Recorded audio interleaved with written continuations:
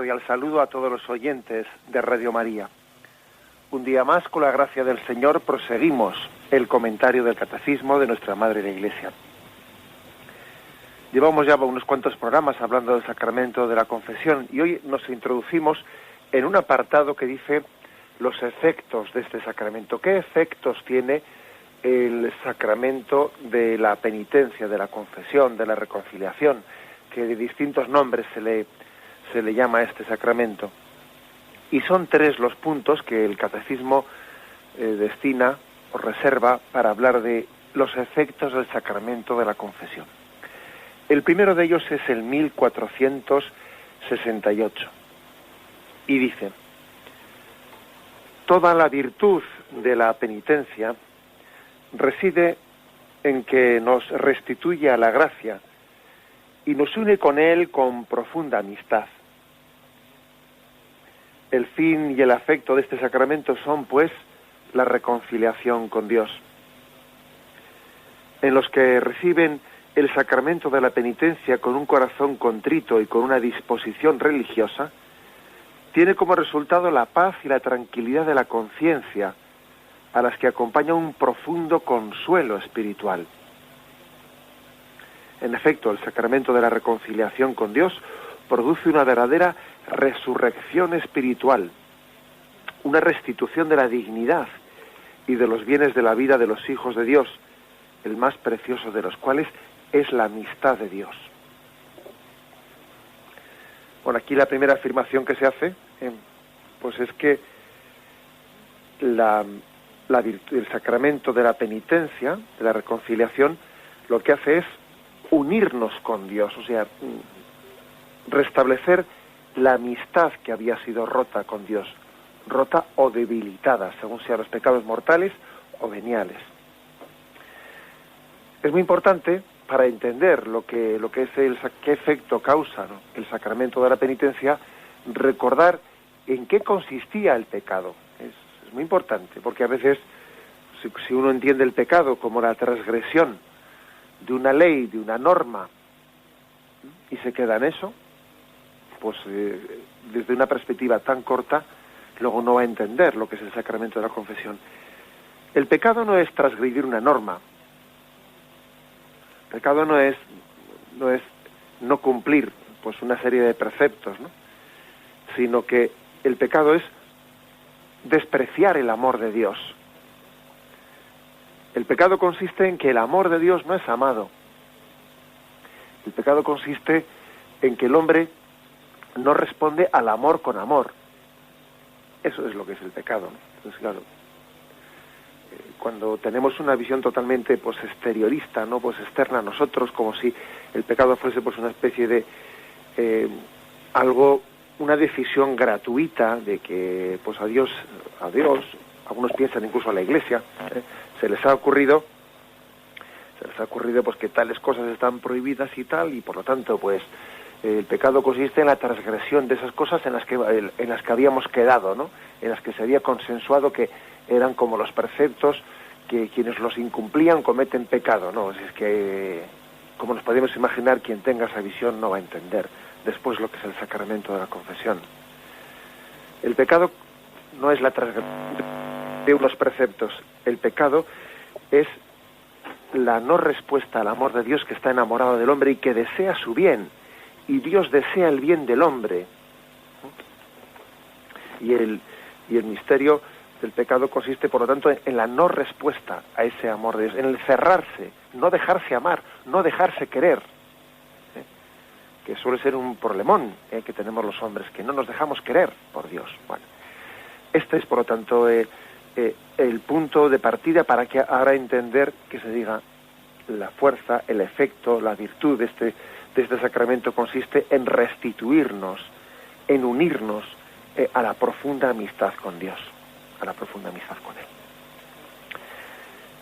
Aquí lo que este punto del catecismo después subraya e insiste es en qué consecuencias tiene eso tan grandes, pues de un bien interior para el hombre, de una paz interior para el hombre, de una alegría interior, de una tranquilidad interior que nada, pues ninguna otra cosa, ¿no?, nos puede dar, ¿no? Dice Jesús en el Evangelio: mi paz os dejo, mi paz os doy, y no la doy como la da el mundo. Los que han recibido, los que han tenido la experiencia de recibir este sacramento, en momentos en los que han estado alejados, y luego reciben la paz de Dios en este sacramento, saben, han experimentado que hay una paz que no puede dar este mundo. Hay una paz interior que solamente Dios puede dar, ¿no? Que es sellar el corazón del hombre en lo más íntimo, en lo más profundo, ¿no? Aunque haya problemas exteriores, pero sabe que tiene paz interior, que está caminando por donde debe de caminar, que tiene esa alegría de saber que va por el buen camino. Fijaros, el hombre está hecho, ha sido creado por Dios a imagen de la Santísima Trinidad para vivir en comunión. Dios es comunión, ¿no? Padre, Hijo, Espíritu Santo viven en esa perfecta comunión. Pues bien, el hombre ha sido hecho para vivir en comunión, y sólo así va a ser feliz. Ha sido creado para vivir en comunión, pues consigo mismo, en comunión con su propia conciencia, no dándole la espalda, no apagando la luz para actuar de manera que yo me tape, ¿no? Que no sea yo, que mi conciencia no sea testigo de lo que estoy haciendo. No, el hombre ha sido creado para vivir en comunión, primero consigo mismo, en paz consigo mismo. Segundo, en paz con los demás. Tercero, en paz con Dios. El hombre ha sido creado para vivir en comunión. Y por ejemplo, como dice ese refrán, ¿no? El que no está en paz consigo mismo está en guerra con todos los que le rodean. Pues suele ser así. Cuando uno pues está en paz, no está en paz consigo mismo, proyecta esa falta de paz interior que tiene en los demás, y lo que está haciendo es hacerles pagar a los demás el tormento que lleva él dentro de su corazón. Como él no está en paz consigo mismo, la paga con todos los que le rodean. Y otras veces, cuando no estamos en paz con los demás, cuando tenemos problemas con los demás, pues lo que hacemos es proyectarlo con Dios, y echarle a él la culpa de todos los problemas que tenemos con los demás, ¿no? El hombre ha sido creado para vivir en comunión consigo mismo, en comunión con los demás y en comunión con Dios Padre, Hijo y Espíritu Santo.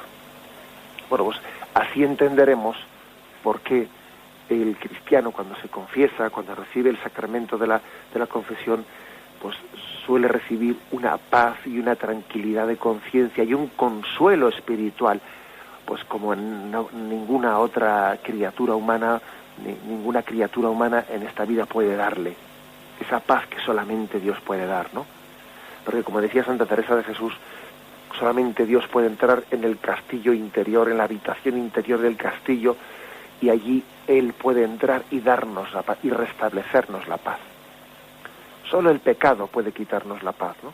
Porque en el fondo tú le abres la puerta para que Él entre a la habitación del castillo interior, pero solamente Dios puede restituirla.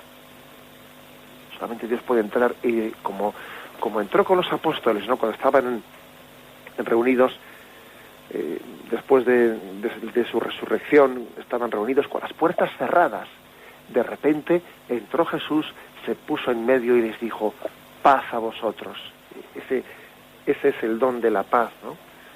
Creo que puede ser también esos episodios de las apariciones de Cristo resucitado, pues son muy significativos para poder entender cómo solamente el perdón de Cristo entra en la habitación interior del hombre y restituye la paz.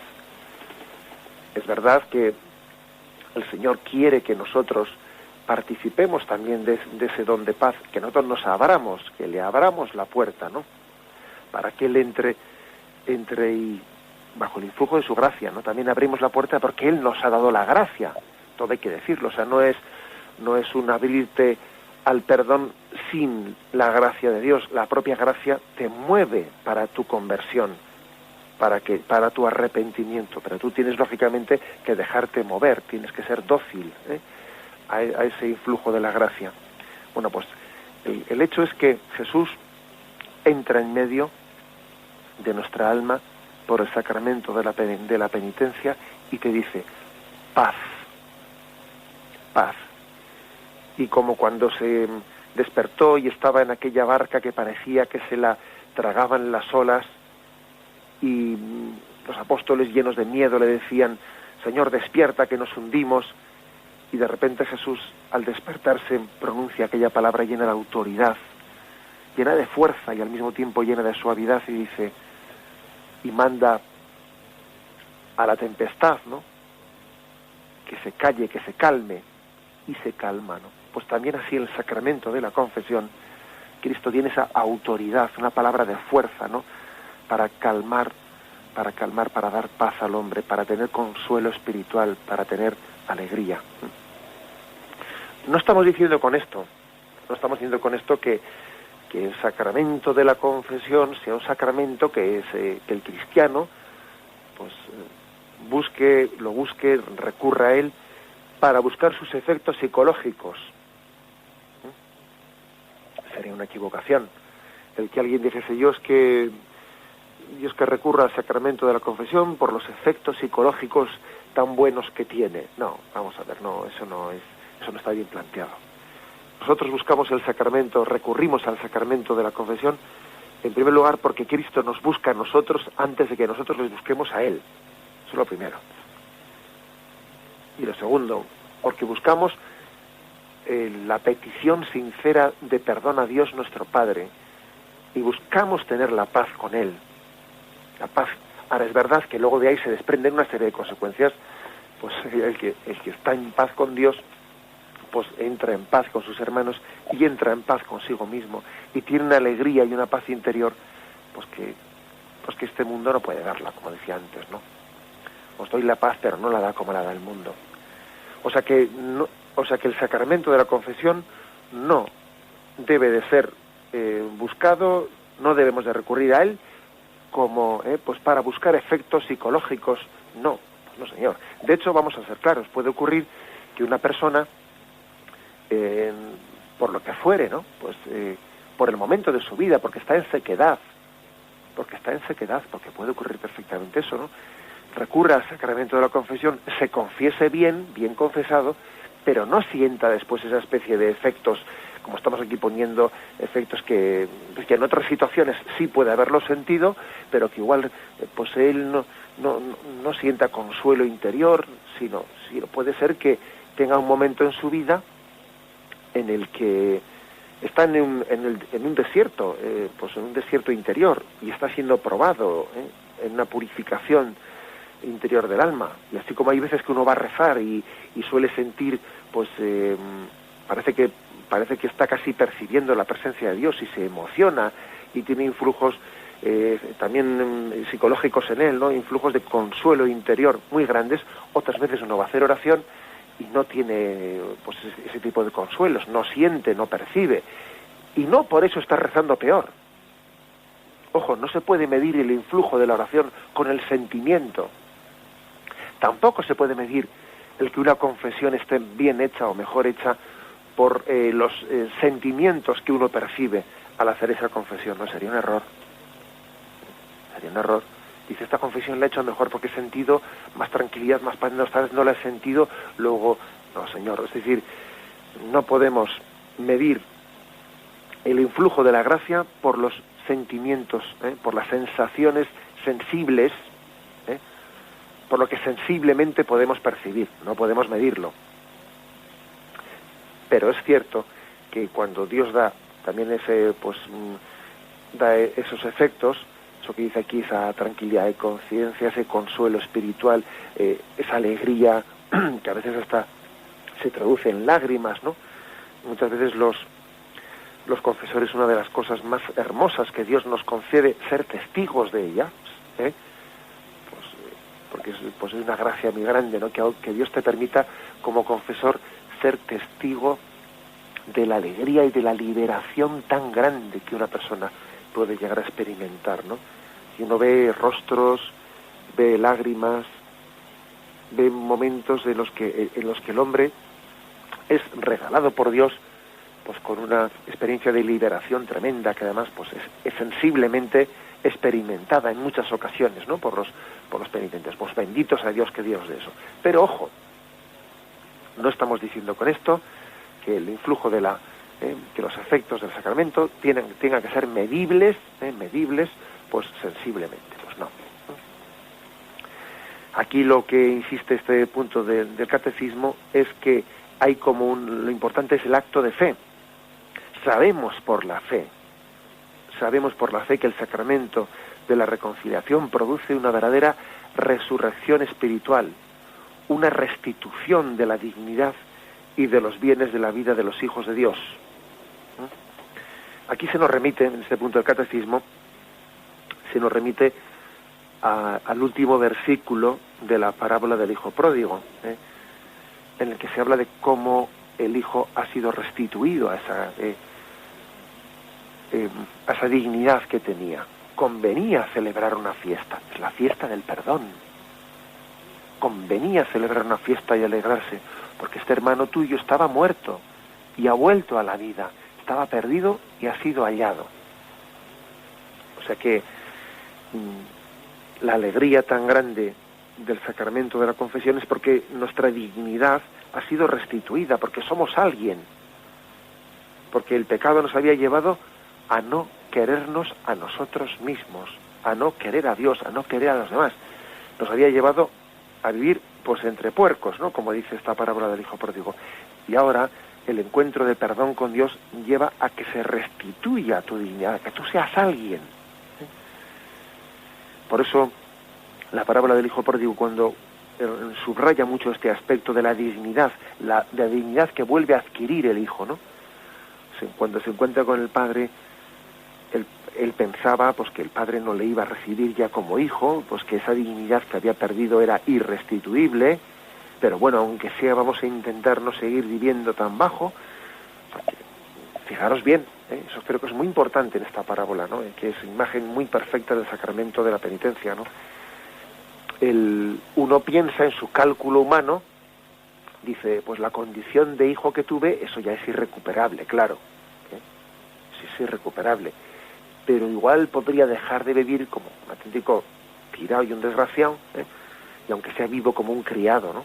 Voy a intentar coger la dignidad de criado y a ver si me aceptan como tal. Y la sorpresa, el sorpresón que el hijo pródigo recibe es cuando ve que el encuentro de misericordia con Dios Padre le restituye totalmente, ¿no?, a esa condición de hijo. Traed las sandalias, traed unas sandalias, ponérselas en sus pies, que está descalzo. Traed un anillo, ponéselo en su dedo. Traed el mejor vestido, anda, venga, y quitarle esos harapos. Matad el novillo cebado, y no cualquier otra comida, y hagamos una gran fiesta. Es decir, es una restitución, es una resurrección. La sorpresa del hijo pródigo es pues que es plenamente aceptado en su condición de hijo, y esas sandalias, ese anillo, ese mejor vestido, ese novillo cebado, son signo de la recuperación plena de la dignidad. Y la gran fiesta, perdón. Lo lógico pues es que celebremos este sacramento bajo este signo de la fiesta. Y debemos de... Incluso yo creo que, yo sé que hay personas que después de haber celebrado el sacramento de la confesión, pues han hecho una fiesta, han hecho una comida para celebrarlo.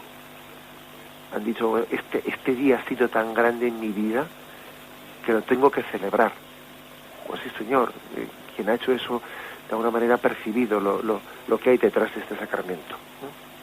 Ojo que muchas veces este sacramento, que es una fiesta del perdón, a veces pues por temores, por respetos humanos, porque estamos demasiado centrados en lo que nos cuesta manifestar nuestros pecados. O sea, hay cosas que nos pueden estar de alguna manera entorpeciendo lo que es la esencia del sacramento. Que nada nos distraiga de la fiesta del perdón, sería una buena conclusión de esta catequesis.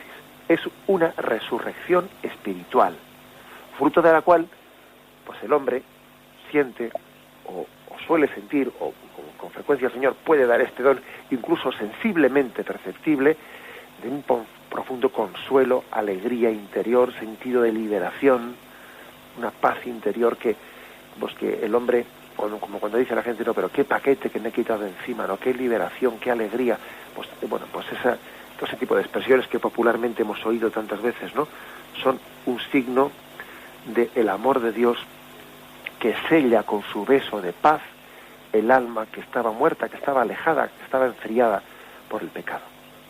Tenemos un momento de reflexión y punto 1469 dice: este sacramento reconcilia con la Iglesia al penitente. El pecado menoscaba o rompe la comunión fraterna. El sacramento de la penitencia lo repara o lo restaura. En este sentido, no cura solamente al que se reintegra en la comunión eclesial, sino también tiene también un efecto vivificante sobre la vida de la Iglesia, que ha sufrido por el pecado de uno de sus miembros. Restablecido o afirmado en la comunión de los santos, el pecador es fortalecido por el intercambio de los bienes espirituales entre todos los miembros vivos del cuerpo de Cristo, estén todavía en situación de peregrinos o que se hallen ya en la patria celestial. O sea que la Iglesia forma una gran comunión, y el sacramento de la penitencia restituye, o fortalece, porque si estaba, decía, como he dicho antes, por el pecado mortal o por el pecado venial rota o debilitada la amistad con Dios, también podía estar rota la comunión con sus hermanos, con la Iglesia, o podía estar debilitada esa comunión.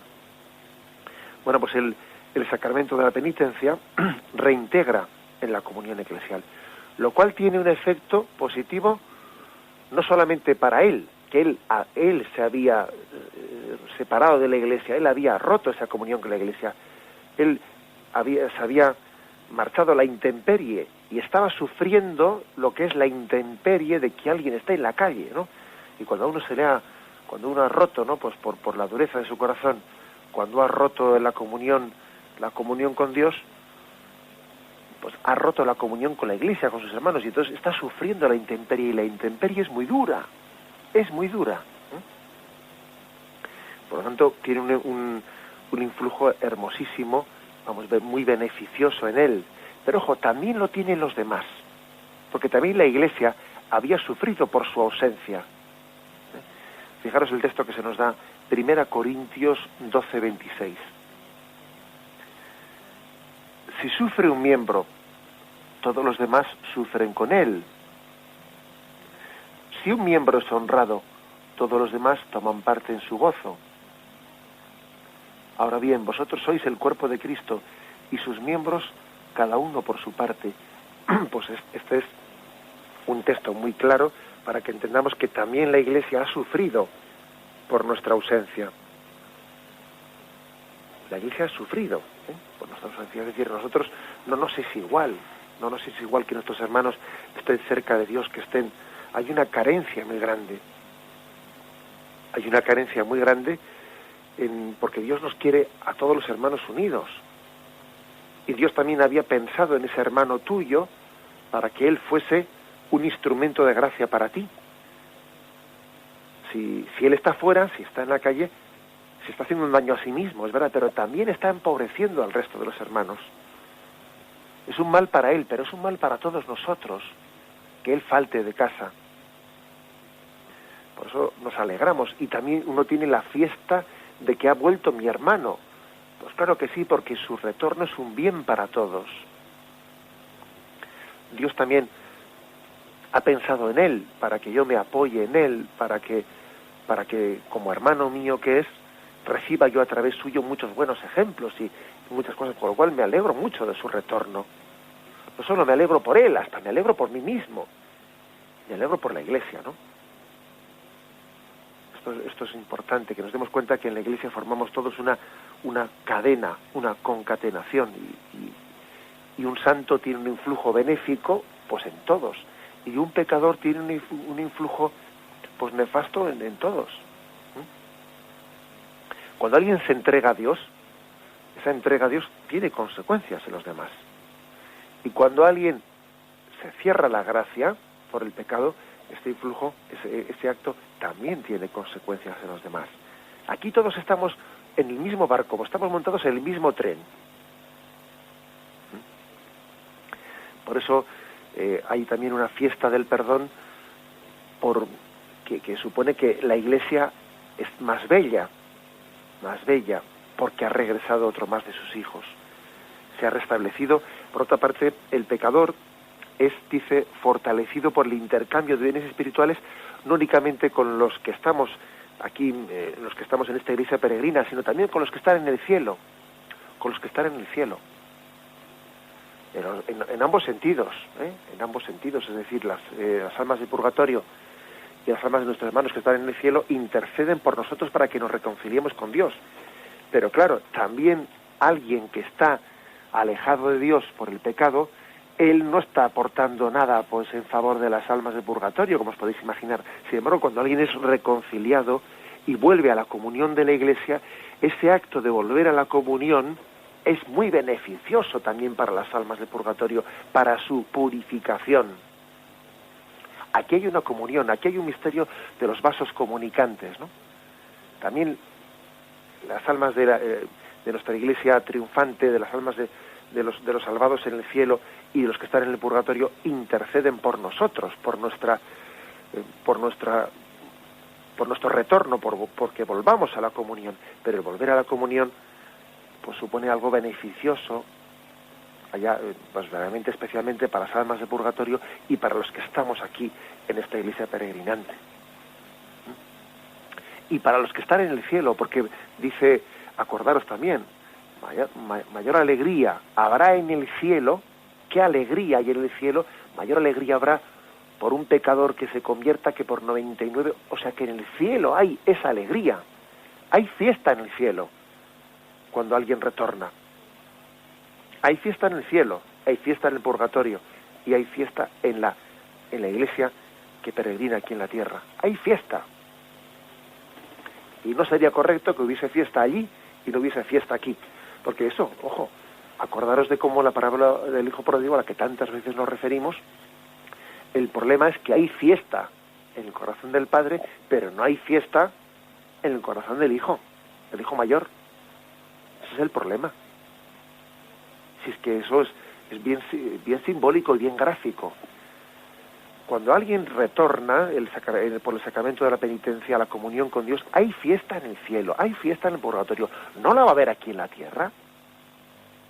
¿No va a haber fiesta en la iglesia peregrinante? ¿No va a haber fiesta en quien se confiesa? Pues claro que tiene que haber fiesta. Y termina este punto, ¿no? Pero hay que añadir que tal reconciliación con Dios tiene como consecuencia otras reconciliaciones que reparan las rupturas causadas por el pecado. El penitente perdonado se reconcilia consigo mismo en el fondo más íntimo de su propio ser, en el que recupera su propia verdad interior. Se reconcilia con los hermanos, agredidos y lesionados por él de algún modo. Se reconcilia con la Iglesia, se reconcilia con toda la creación. Fijaros a dónde llega este grado de reconciliación, ¿no? Dice, se reconcilia consigo mismo, se reconcilia con esa especie de presencia interior de Dios en la conciencia, se reconcilia con sus hermanos, se reconcilia con la Iglesia, se reconcilia con toda la creación. Estamos llamados a vivir en paz con la creación, ¿no? Ojo, que uno de los signos también de que el hombre no está en paz ni consigo mismo ni con Dios suele ser lo agresivo que uno resulta muchas veces ante la propia creación, lo agresivo que resulta, ¿no? Que no sabe ni respetar la naturaleza que le rodea, ¿no?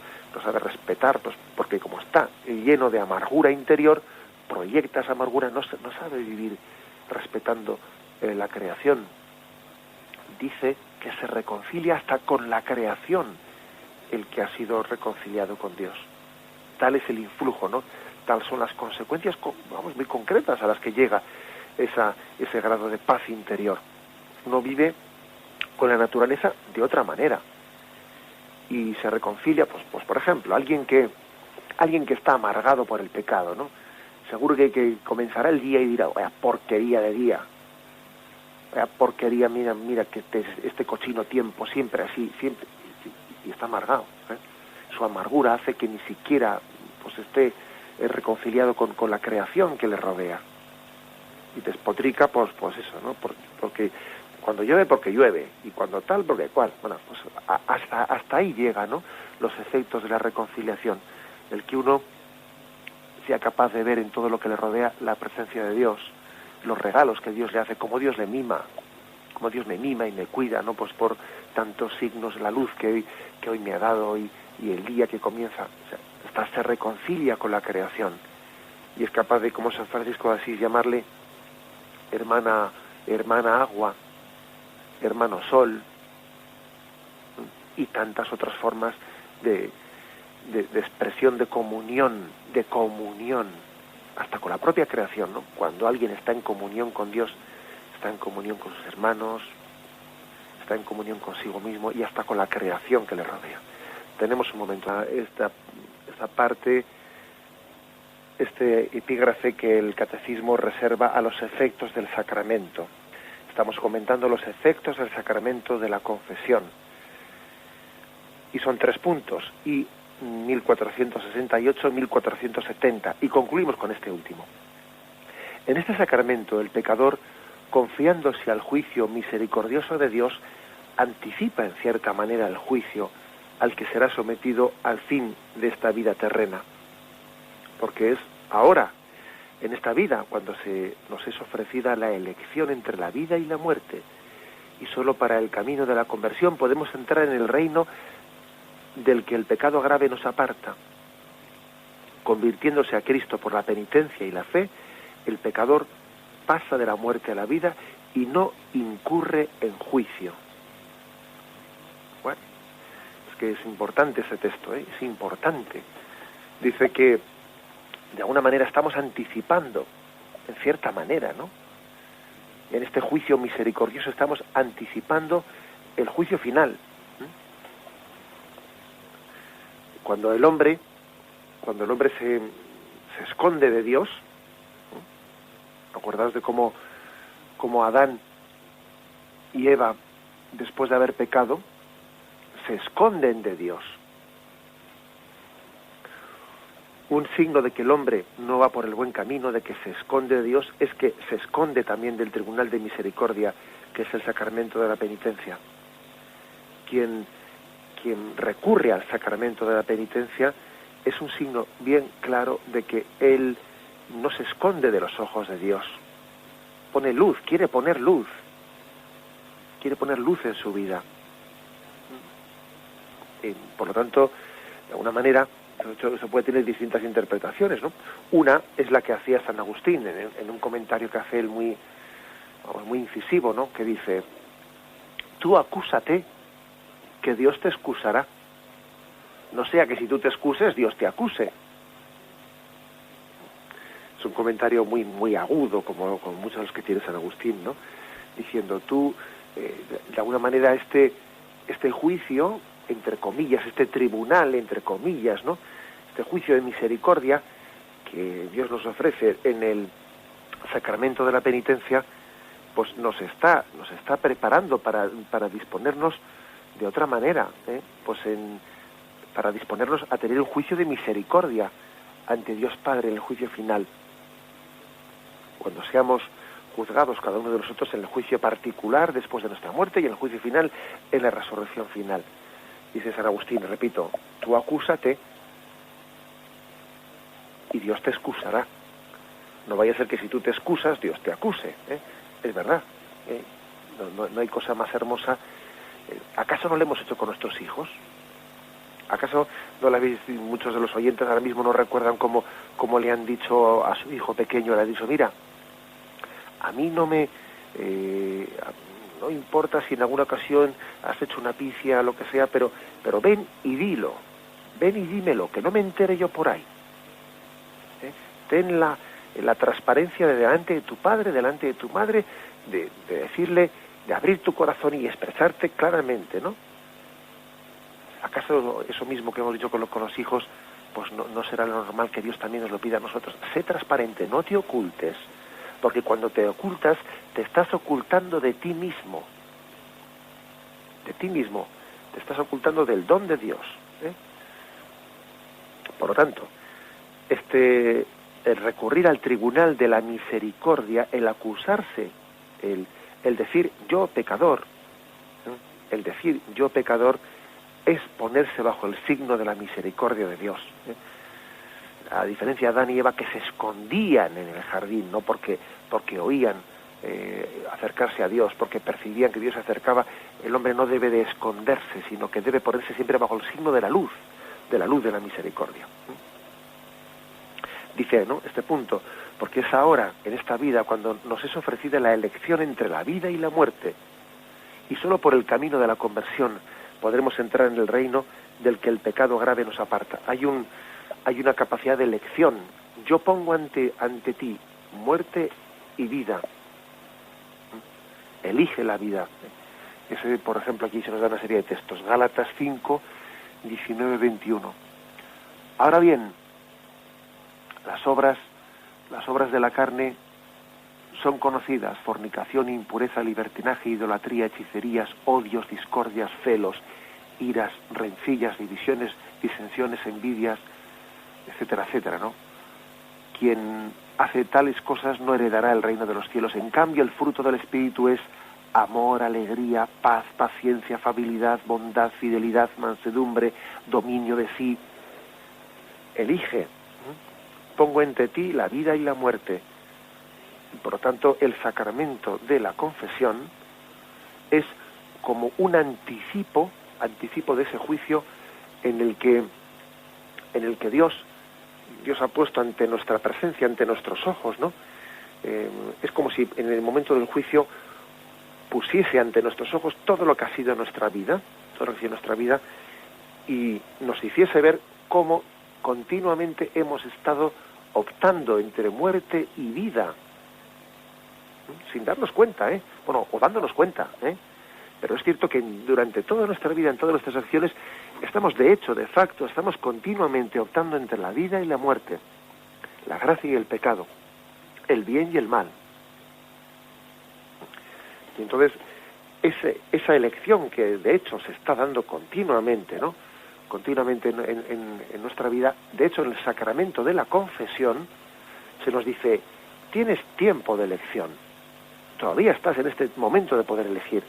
Después de haber fallecido, después de la muerte, ese tiempo de elección habrá concluido, pero ahora estás a tiempo. Elige la vida, adhiérete a ella, y por eso precisamente tiene esa fuerza tan grande de rescate el sacramento de la confesión. Por eso termina diciendo este punto, que el que se acoge a este sacramento no incurre en juicio. Es una expresión del Evangelio de San Juan, capítulo 5, versículo 24, que aquí dice: en verdad os digo, el que escucha mi palabra y cree en el que me ha enviado tiene vida eterna y no incurre en juicio, sino que ha pasado de la muerte a la vida. ¿Qué quiere decir eso de que no incurre en juicio? Hombre, todos seremos juzgados, ¿no? Pero esa expresión dicha en este contexto por San Juan, no incurre en juicio, pues quiere decir pues que él mismo se acusa. Es decir, si, por lo que decía San Agustín, ¿no?, si tú te acusas, Dios te excusará. No incurre en juicio quiere decir se confiesa, se declara, ¿no?, se declara el culpable, y entonces se pone bajo el signo de la misericordia de Dios.